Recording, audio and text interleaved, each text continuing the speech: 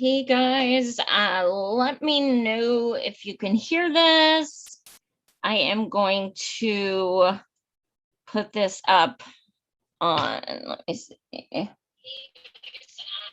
let me hear this. I am going to put this up on, let me see. Let me mute this. I'm having technical issues. Shocker.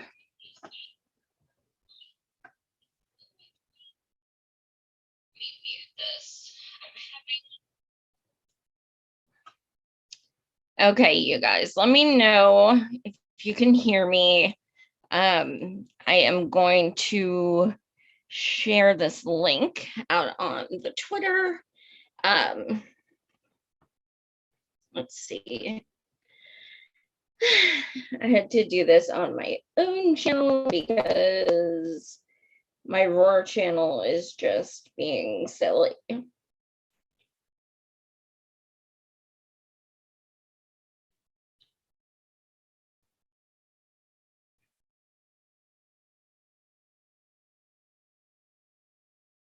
I will be with you guys as soon as I can.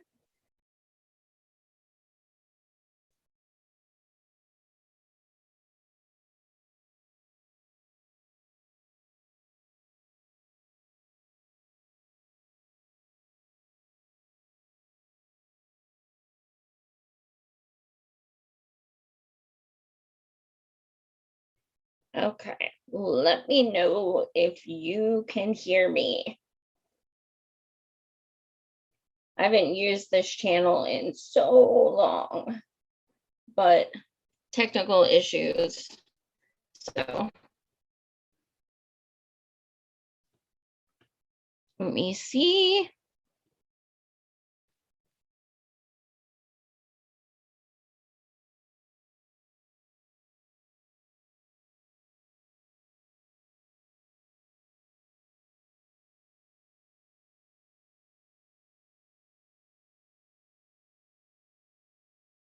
All right. I've got the Twitter.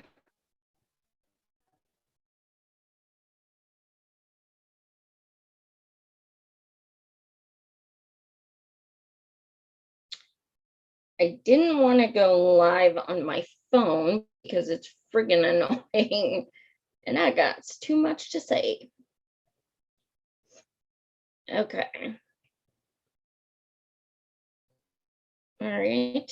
I have got that up on Facebook and Twitters. And now I just need to see if I can find your comments and make sure you guys can hear me okay.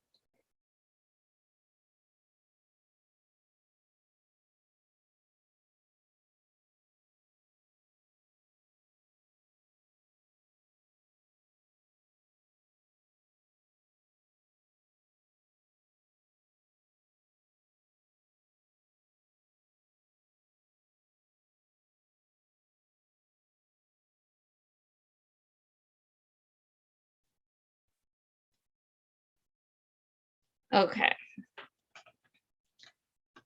Let me see.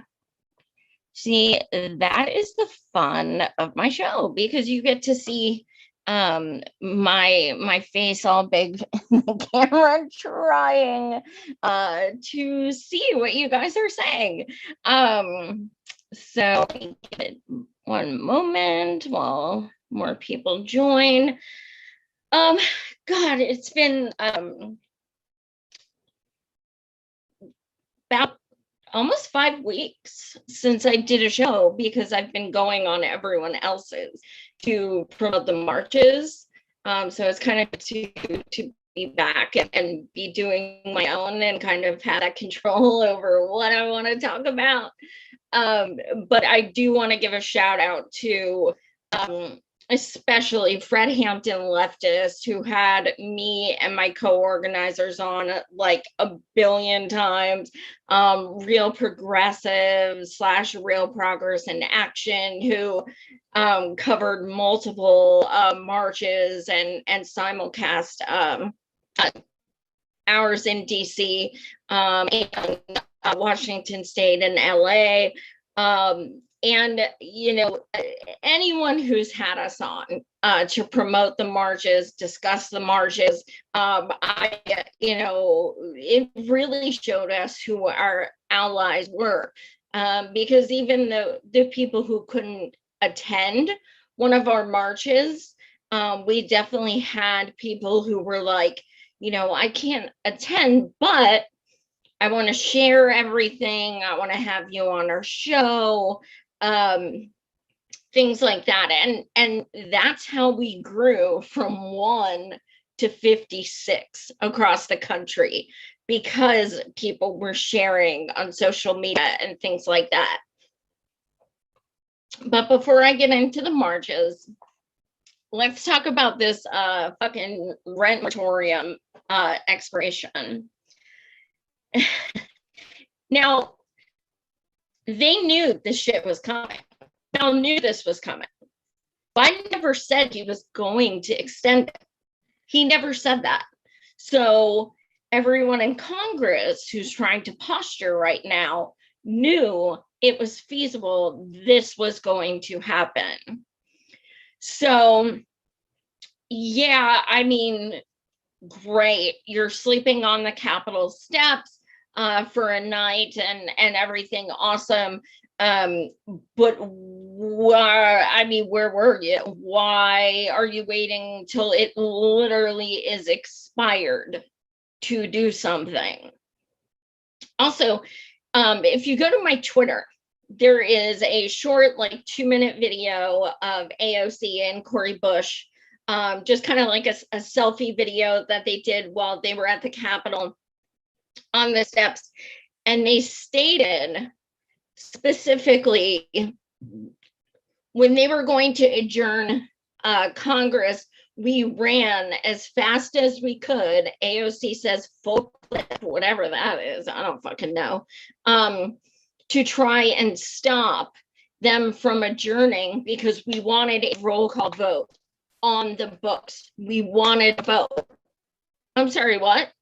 That's called force the vote. That's what you just said you tried to do. That is literally what we tried to do with force the vote. Literally. Hold people accountable, get a roll call vote on the books. That's it. That's all we wanted. So now that's a great idea. Okay. So we knew this was going to happen. And I didn't see any outrage from, you know, anyone on the Progressive Caucus or anything before this weekend. And it's time that, you know, Congress people realize that they have a lot more power on their Twitter and such than they would like people to believe. Because let me tell you guys something. If AOC, with over 12 million followers, would post something like hashtag general strike, there would be millions of people in the street. We all know that. They have way more influence than they use for our benefit. So if even 2 weeks ago, these same people who were out on the Capitol steps would have said, Biden, we're holding you accountable. Do not let this moratorium expire. Do not do it. That shit would have been retweeted. He would have been tagged. People would have held him accountable. This could have been stopped. They have way more power than they want us to think. There is power in social media when it comes to bringing attention to things. I mean, doesn't mean it should be that way, but it is. Nancy Pelosi, of all people, today literally said, I call on President Biden to restore the rent moratorium. Fucking Nancy Pelosi, okay? And why is that? I have absolutely no doubt in my mind it's because people finally stood up to Mama Bear and went out and slept on the Capitol steps and said, this isn't right. And finally, whether it was, you know, optics, whether it was, you know, pandering, I don't give a shit. They finally did something. And Pelosi then sees this as, oh shit, news is covering this left and right, and they're getting praise. I better speak up, because that's how politics is. That's how it goes. Do I think that they were authentic? Come on now. But if it moved things closer to getting that moratorium back on, bring it. Because that's all I care about. So whether it's posturing or not, it was good to actually see them fucking do something for once, since they were elected as activists and as people who said they would fight tooth and nail for these things. So the interesting thing is, though, oh, and you know, how many millions of people are going to go homeless? If not millions, hundreds of thousands, including children, including elderly. How many more homeless people are going to be created because of this? And we are watching eugenics of the poor. I say it all the time, but that's what's happening. Our government has, okay, first of all, the Dems are in charge of Senate, House, and presidency. But vote blue no matter who. Well, what the fuck are they doing for anyone that's hurting right now? What are they doing? Oh, because they're keeping kids in cages and sending their family back to their country. Y'all see that article? Y'all see Biden say that shit? They're expanding ICE. Did you see him say that? And now, you know, they're ending the rent moratorium. They don't care. They don't. The only difference now is that they have no one to deflect to. They can't say, oh, well, the Republicans are stopping this progress, and they can't say it, which is why they want to lose in 2022. Let's just get that straight. They want to lose. Why? Because they have no one to obfuscate to. Their donations are like nil. And they need someone to deflect to. They can't be held accountable for the fact that they're doing less than nothing right now. And the Democrats on Twitter today posted something like, we're changing the country, and it says people have checks in their pockets. And I was just like, holy shit, we didn't get the 2,000 you said we were going to get. That was months ago, and we all paid bills with that shit literally the day we got it. They're a damn mess. But you know what? The reason why they post shit like that, it had over 4,000 likes. That's why. Because of cognitive dissonance, because of people wanting to believe that, oh my God, at least they're not Trump. It's so much privilege. It is so disgusting that they're being praised for less than breadcrumbs. So anyway, so this is a disaster. This is an absolute disaster. Biden has given no, inkling that he's going to, put the moratorium back on. We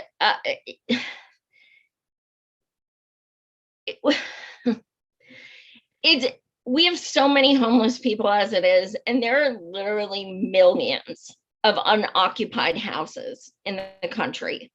There are millions of unoccupied apartments, houses, what have you. There is no excuse. Also, not just, the rent moratorium that needs to be expanded, but let's put a cap on rent. Enough with this raising. People tell me all the time, they raised my rent $300 last month. How can you do that? Over $3,000 a year, you just bump it up, no warning, no nothing. That should be illegal. Absolutely illegal. It is supposed to be that your rent is not more than 20% of your income. That is the way it's supposed to be. So explain to us why these people making $7.25 an hour are paying $1,600 a month in rent. And furthermore, a lot of the areas are not good areas. So places are charging for rent for places that should be like, upscale areas, but they're in places that are, are infested. They're places that are run down. They're places with slumlords who don't give a shit and don't fix anything, but they're charging them this astronomical fee because they can. So these are things that need to be changed as a whole, not just, the moratorium, but this is also things that need to be changed for, hopefully in the near future. Housing is a human right. Let's just get that straight. And it is absolutely inextricably connected to healthcare. We are seeing a rise in the pandemic numbers, and now you're throwing all those people out on the streets. This is unsafe. It is unhealthy. It is immoral. But there is no conscience in politics. We learn that more and more every single day. It's disheartening as fuck. And there needs to be more empathy. And there simply isn't. So then, you talk about what happened in DC on the Capitol steps. Well, so I guess my first thing is, why was it only 2 people, 2 elected reps? Because it makes more of an impact if y'all do it together. So it was Cori Bush and Ilhan. Ilhan came out like 3 a.m, I think. And then AOC came later the next day and the next afternoon. Elizabeth Warren also showed up for a selfie, as she calls them. They're not selfies, but that's what she calls them, and brags that she did like 100,000 selfies during her campaign. She posted about that numerous times. Well, when I saw her posing, Warren, this is posing outside the Capitol, it immediately reminded me of her big structural change platform on housing. So I went to Twitter and I dug out my post, and Elizabeth Warren had a very groundbreaking proposal for housing during her presidential campaign. Her plan called for a 10% rent decrease in the next 10 years. So, I mean, that's hardcore. Let's just be honest, that's hardcore. Because, I mean, granted, in 10 years, their rent will be like tripled, but they may save up to 10% of that. So, I mean, that's kind of big. So, yay, Elizabeth, thanks for showing up. You're a real fucking trooper. Go, Liz. The interesting thing about DC, seeing them all on the steps, is that I'm sure a lot of you guys know, I was one of the lead national organizers of our Medicare for All marches. And I was the MC at the DC March. Now, the DC March, and I'm sure a lot of it had to do with January 6th. I'm sure I've been to many protests in DC before. But the amount of hoops we had to jump through to get our permits for DC was, I could write a fucking article just on how intense it was to try and get these permits. We had at least 6 that I was in since April, at least 6 Zoom meetings with police officers from DC.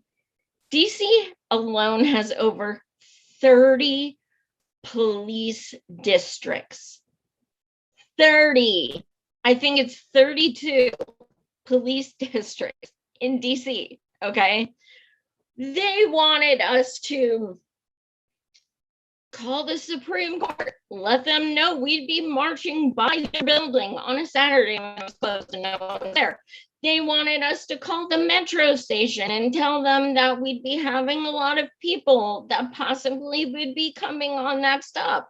They wanted us to give them a list of every item we were bringing, to the point that we listed my cane as equipment, and cases of water and signs. These were considered equipment. They wanted a detailed list of speakers' names, descriptions, contact info for Secret Service. Okay, so that is so invasive. I had 16 speakers booked, 2 musicians, a DJ, a vigil. Like, we had all this shit planned out, and I had to get all this shit. What the hell do you need to know? Like, we were doing a courtesy by getting a permit. So the fact that they were giving us all this shit, I mean, you guys, if I could have recorded those meetings, I mean, holy shit. They were so intimidating. They hated us. I mean, they hated us. You know, the one guy kept saying, you know, well, why do you need the National Lawyers Guild? What are you planning to do? Why do you want to record police officers? What are you trying to set up?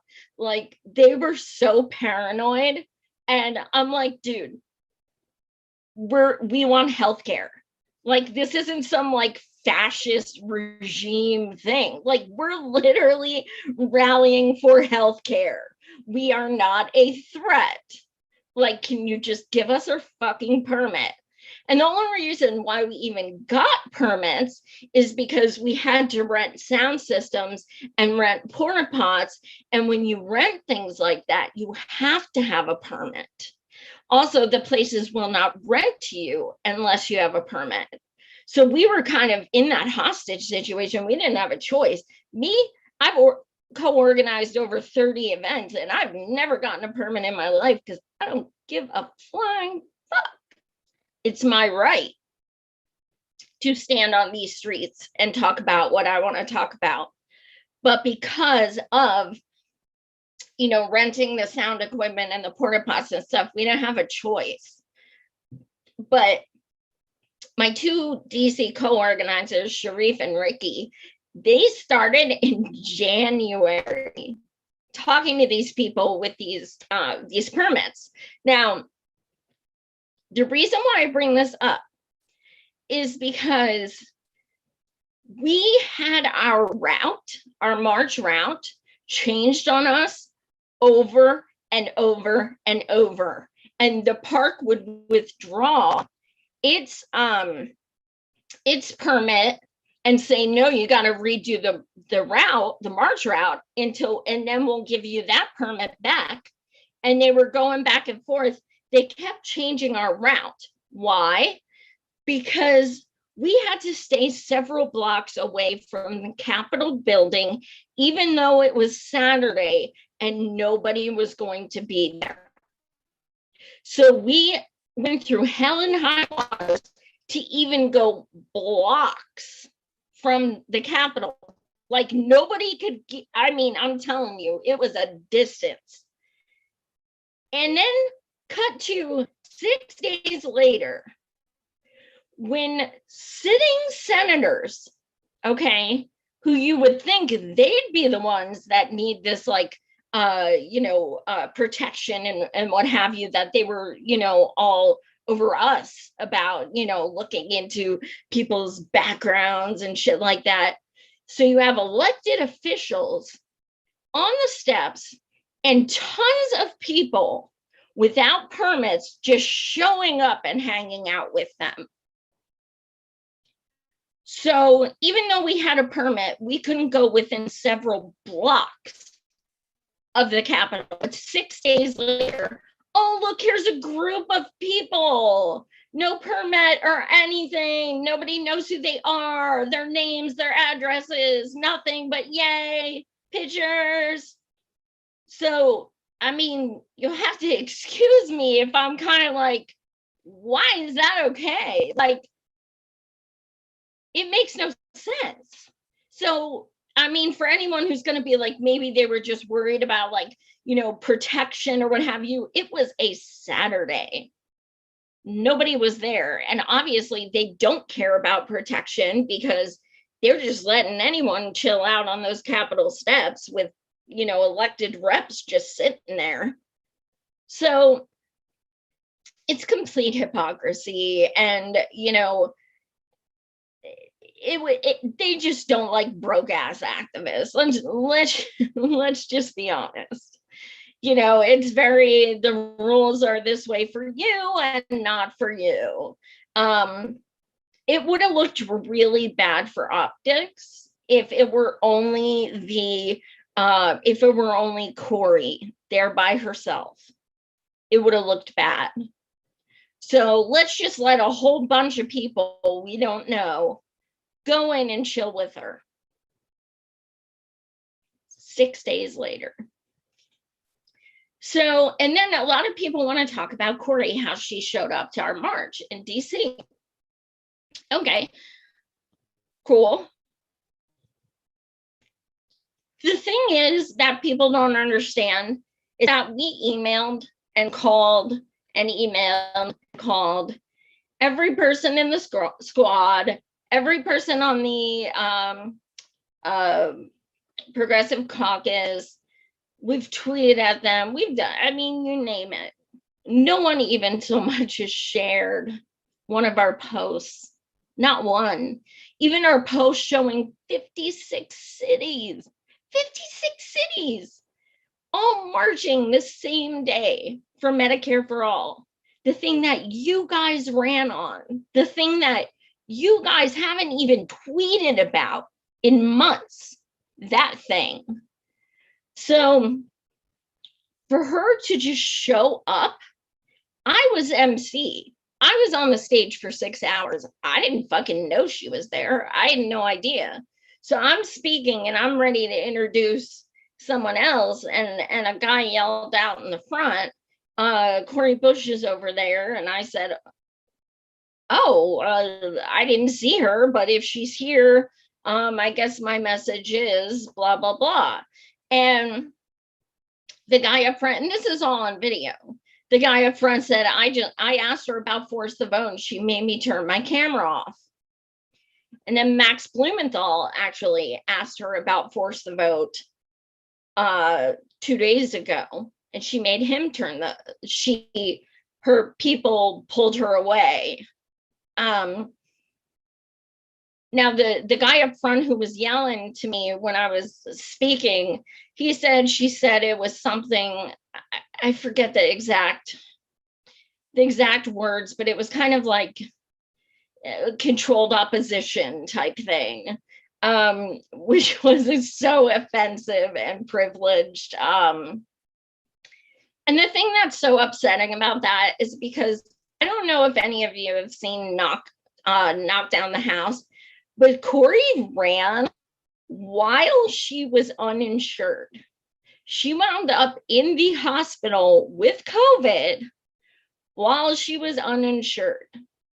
So for her to say, oh, and she was also in the film with Amy Vilela, whose young daughter, who was 21 or 22, passed away because she didn't have insurance and the hospital wouldn't see her and she had a blood clot in her leg. So knowing these things and personally being affected by them, and then still saying force the vote was unacceptable, I have a really big fucking problem with that. That was, I would say it's disappointing, but it takes a lot to disappoint me lately because I'm like so over fucking electoral politics. I just don't care anymore. So yeah, she showed up. Here's what's interesting though. She showed up, from my understanding, it was a few minutes. Someone said, you should let her talk. You should let her talk. And I said, we reached out to her. She could have offered to talk. She never did. She just showed up. What am I supposed to do? I have 16 speakers here. I'm not just going to push them out of the way. No, that's not how this shit works. Like, we worked on this shit for months, like 16-hour days. And I don't care who you are. You're not just going to show up and be like, hey, I need the stage. Because you know what? She showed up, she took a few selfies, and then what did she do? She went on Twitter and she posted a bunch of shit that had nothing to do with Medicare for All. If you go to an event, a grassroots event, that there are 56 of in one day across the country, and it's for something you say you support, don't you think you would have at least even done hashtag M4M for all that thousands of people were posting? Don't you think you would have said, hey, I stopped by the march. Why don't you go check it out? Like, literally nothing, not one word. So it's, how are we supposed to take that seriously? We have people who are coming up to us in tears, thanking us for our work, thanking us for volunteering all this time to make it happen. And I'm sharing my story, and Scott Denoyer is sharing his story, and Cheryl Van Epps is sharing her story, and Cori Bush is here, and she's hearing all these stories of people who have been just terribly affected by this violent healthcare system, and she can't even be inspired enough to tweet a hashtag. No, I'm sorry. That's not okay. This isn't about our marches. This isn't about us.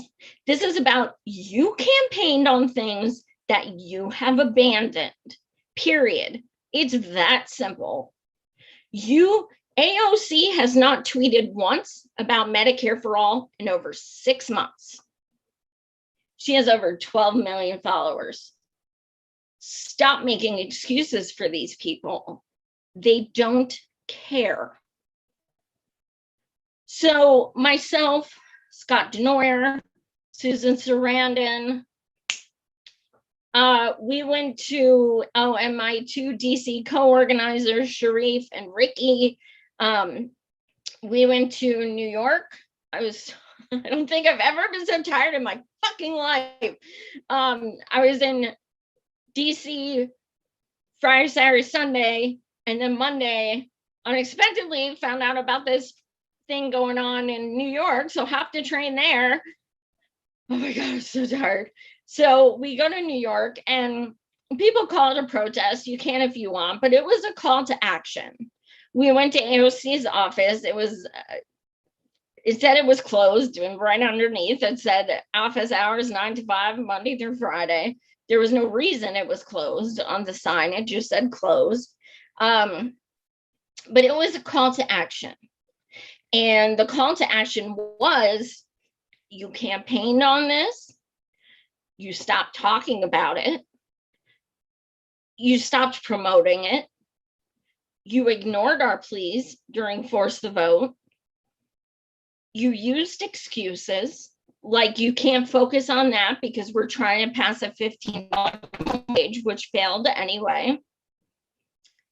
You are ignoring we the people who got you elected. You have donated over $100,000 to shitlib reps who do not support Medicare for all, and you donated that money with donations given to you for progressive candidates. You are not only ignoring Medicare for all, but you are actually, your actions are going against Medicare for all. So this is a call to action. This is us saying, hold up your end of the bargain, stick to what you campaigned on. You gave your word. You said you were an activist. You said Medicare for all was the most important thing to do. You protested Nancy Pelosi. Remember that? You protested Nancy Pelosi. So, and you also said, let's bring the ruckus. So we brought the ruckus, period. She also said things like, you know, the Democrat Party is a center right wing party. She also said the Dems don't do anything unless you hold them accountable. You can go through the list of all the things she said when she was first elected or running. I know because she said them on my own show. And then the way she makes excuses for things now. So people say, what was the importance of a roll call vote on force the vote? Here's the importance, because people like to say that, oh my God, well, people already voted, signed on to Bernie's bill 3 years ago when he proposed it. Yeah, you want to know who signed on? People like Elizabeth Warren, Kamala Harris, and Gillibrand, who all signed on, and then when they campaigned for president, they didn't support it. Those are the people who signed on, because we knew for a fact we only had 15 co-sponsors. We all knew it wasn't going to pass. What better way to be like, I fight for the people, I'm progressive, than to sign on to something you know damn right well is not going to pass. It's posturing. So no, we need a vote now. We need a current vote, because now it has over 100 co-sponsors and it is closer to passing. So yeah, we need a vote. We need a vote. AOC and Cori Bush just said it, that we need a vote on record. So if it goes for housing, it goes for Medicare for all. And if you look a couple months ago, well, it wasn't a couple months ago, it was when AOC was running for her last election, she said, we can't even get a floor vote for Medicare for all. We tried. So this is the reason we went outside her office. This is why. This isn't because we hate you and, you know, stop hero worshiping these people. They are elected representatives. We got elected, and they don't know you personally. They don't care about you personally. Do not defend them with this mental twister bullshit, being like, trying to rationalize the way that they are affecting people's lives. No, AOC does not have the power to pass Medicare for all herself, and stop with that fucking bullshit. We are intelligent enough to know that. But what AOC could do and can do is, at the very least, fucking tweet, healthcare is a human right, Medicare for all is a necessity. Biden has the ability to pass Section 1881A right now and give every fucking person in our country Medicare for all now, right now. But she's not. That is why we were outside her office. That's why. Use your fucking voice. Use your following. People don't even know what fucking 1881A is. Use your platform. Tell people Biden could give us all Medicare for all right now because we are in a pandemic. Right now. People are dying because you can't even be bothered to fucking tweet. This is the bare minimum. So that's why we went outside her office. And people say, well, why wouldn't you go to Mansions instead? That's some we're going to push Biden left bullshit. Here's why. Because Manchin never said he supported Medicare for all. Manchin's people don't support Medicare for all. Why the hell would we go protest someone for Medicare for all who doesn't even support it and would never vote for it anyway? What kind of sense does that make? You want to protest Manchin? Go fucking protest him. I'm not stopping your ass. I'm holding people accountable who say they support these things, who are quiet. That's who needs to be called out. And people who are too scared to call them out sound like freaking sycophants. And they're privileged.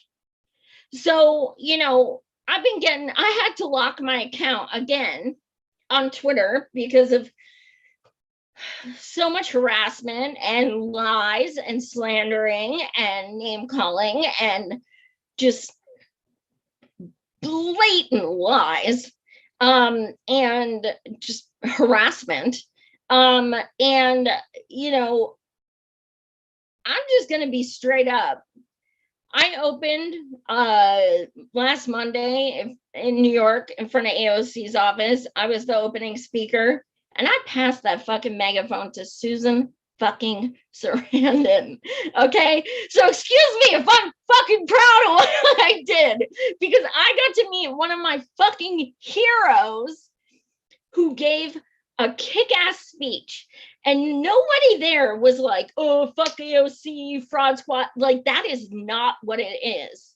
So people who are like, oh, you protested and you were assholes. No, we actually weren't. We were legit, straight up business. We were like, stick to what you promised, do your job. We're holding you accountable. So it's easy for people not to watch the videos, not to listen to the speeches, and just be like, oh, all you do is hate on Fraud Squad and shit. It's absolutely ridiculous. Stop hero worshiping people, please, please. It is sad. It is incredibly sad.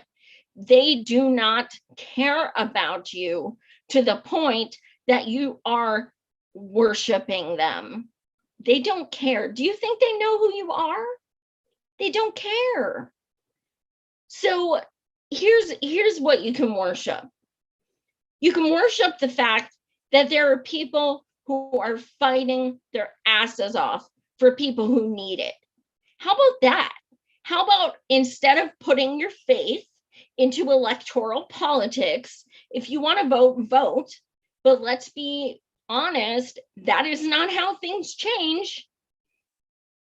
We can see that right now with the Dems being in control. Look around. Is this fucking utopia now or some shit? It is a direct action gave women the right to vote. Direct action was the civil rights movement. Direct action was the LGBTQ movement. Direct action was George Floyd movement. This was not electoral politics. It had fucking nothing to do with electoral politics. So, I mean, yeah, you agree with our marches, that's fine. You didn't have to come. I don't fucking care. I'm proud as hell of all the work we put in, all the incredible speakers, all the bands, all the stories, all the doctors, all the nurses, all the children, all the people who flew in from out of state. Like, this was powerful. This was one, I don't want to get emotional, but this was something that me, as someone who hasn't organized since I became disabled, this was a true testament to myself. Can I still do this? Can I still, organize and do what I love to do and what fulfills me? And it was difficult, especially being an MC and being fucking 85% blind, and then just being like, you know what, I can't fucking see these speeches. Why the fuck did I even write this? And then like, here, I'm just gonna freestyle. But at the end of the day, I am one of so many who was changed by the movement we did last Saturday. And it's not over. What we're doing now, and before I forget, if you haven't yet, go to m4all.org, and that's number 4s, and sign up for our future emails. We are going to be doing monthly actions, and that doesn't mean marches or what have you. That just means actions. Our next action that we are in the middle of doing right now is we are filing an official grievance of human rights violation for giving people no guaranteed health care in the middle of a pandemic and filing it with the UN. So we will be going to New York and filing the actual human rights violation paperwork with the United Nations. So if you would like to sign our petition that we will be bringing along with our documents, please go to our website. Again, it's m4all.org. This is a big deal. This is something that even if you can't go to New York and join us, you can sign and you can be a part of this history. And you can say, you know what? Fuck this. People are dying and the government doesn't give a shit. 1881A could take care of this immediately. And 600,000 people dead of COVID and over 200,000 could have been saved if they had insurance. 1/3 of the people didn't have to die. And the government's just, big pharma don't want to make them bad. So it's time that we take it to the next level. And we will be giving that the human rights violation paperwork to the UN, and we will be having a rally outside of the UN. That is going to be in the next week or so. We haven't come up with a solidified date because we are still working on the paperwork. But this needs to happen. It needs to happen. So, this isn't about our marches. If you don't like some of the speakers in LA or what, I don't fucking care. This is about healthcare. This is about people's lives. Our petition, we are presenting them, does not say anything about March for Medicare for All. This is about healthcare. So if you read the petition and you agree with it, sign it. Be part of history on that docket, that when this grievance of human rights violation was filed with the United Nations, your name was on that as being opposed to what is going on right now in this country. That's a big fucking deal. And I am proud as hell to be on that paper. You guys should be too.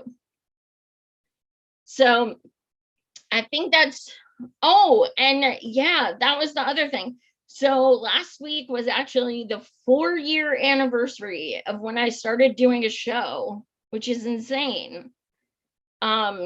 So I digress, but that just came to my head.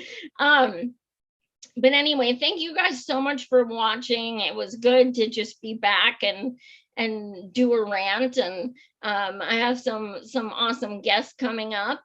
Some people I got to hang out with over the weekend and in DC and New York and what have you. So but thank you guys so much for watching. I've missed you guys, and thank you so much for all, all the shares on social media, the donations, the kind words. Like, it made everything worth it. And I know it sounds trite as hell, but it did. Like, it really, really did.